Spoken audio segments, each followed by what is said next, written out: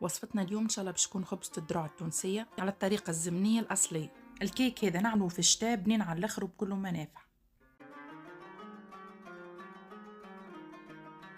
للمقادير نستحقوا 220 جرام ذراع ونصف الكمية فارينة، يعني 110 جرامات فارينة و10 جرامات خميرة جاتو، 4 كعبات عظم درجة حرارة المطبخ، رشيت عليهم رشة صغيرة ملح.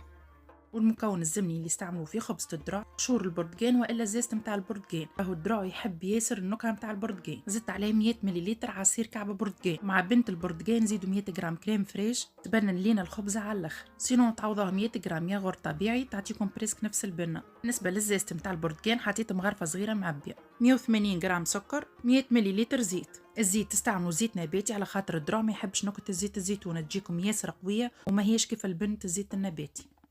حطيت العظم والسكر نركضهم بالباهي، كمل بقية المكونات بالتدريج.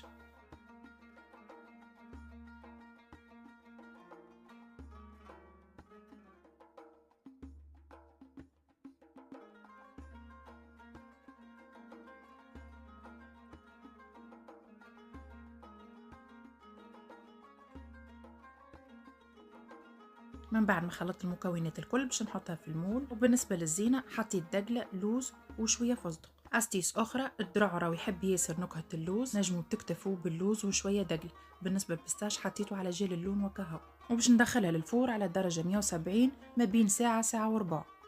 وهذا شكل الخبزة بعد ما طابت، منظرها ياسر حلو ويشهي. مازالك باش نقصوا منها ترانش ونشوفوها من داخل.